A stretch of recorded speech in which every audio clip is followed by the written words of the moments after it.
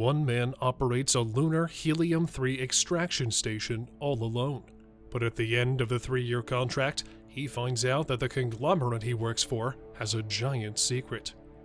It's the near future. Oil reserves are being depleted and a crisis ensues. People need fuel, so Lunar Industries finds an alternative source, helium-3. But there's one problem. Helium-3 is only found on the far side of the moon. Lunar Industries sets up a mining station there and begins work. The moon's soil is rich in helium-3, so mining the material is not a problem. Delivering the mined helium to Earth is. That's why they build a state-of-the-art facility that's almost 100% automated. Everything is controlled by GERTY, a virtual assistant, and one man. Samuel Bell signed a 3-year contract with Lunar Industries and agreed to live on the moon for the duration of his agreement. The movie begins near the end of the 3-year contract. Sam is happy that he will finally be able to visit his newborn daughter and his wife back on Earth, but something goes wrong. The communication systems on board Serang Station malfunctioned. The live feed is broken, and he can no longer talk to his wife in real time. He only receives pre-recorded messages from Tess and his daughter Eve. Now, GERTY, the artificial intelligence assistant, is Sam's only comfort and companion in the last 2 weeks of his mission. Alone and distraught, Sam starts hallucinating. He begins to see a bearded old man and a teenage girl at the station.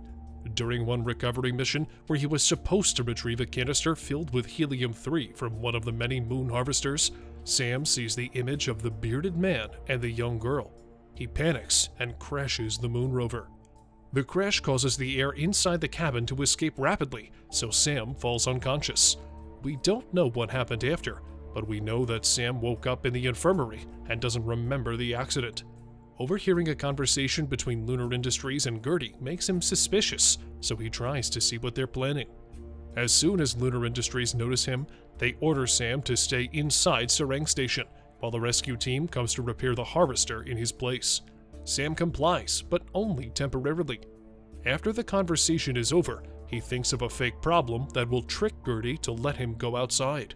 Once out, he immediately goes to the harvester to see what happened. Sam is shocked.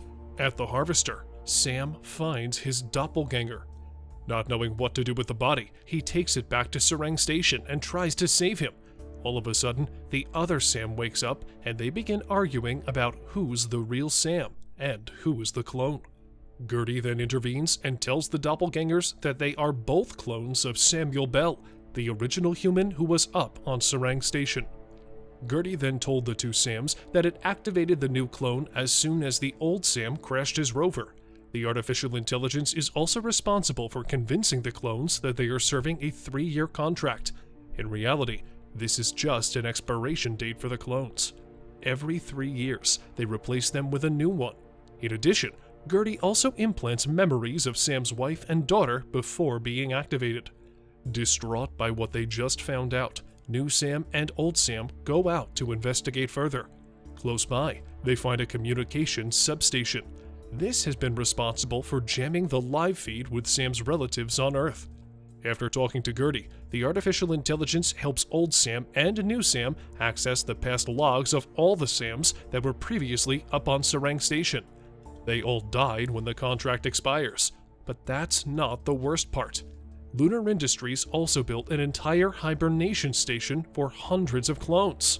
That way, when an old Sam dies, a new one is ready to take his place. Lunar Industries has been doing this to make more money. You see, it would cost them a lot to recruit, train, and send new astronauts to Serang Station every 3 years. That's why they have unethically been using clones to bring the cost down.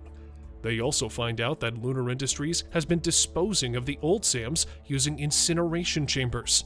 And to make matters worse, near the 3-year term, they would deliberately jam the communications network, preventing the clones from contacting anyone on Earth.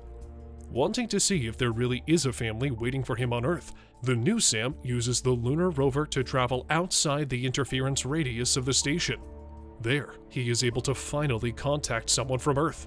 However, instead of getting Tess, Sam got Eve, his daughter. She has grown to be 15 years old, which means there have been at least 4 other clones before this Sam that have been incinerated by Lunar Industries. Sam tells Eve that he is looking for Tess, trying not to reveal his identity, but his daughter informs him that Tess has been dead for a few years. Sam hangs up, and we see Eve talking to the real Sam on Earth that someone called asking about her mother.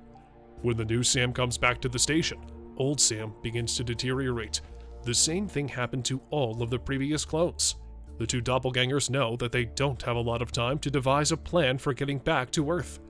They devise a complicated plan, but they need the help of GERTY. New Sam and old Sam know that if the rescue team from Lunar Industries find them together at the station, they will die.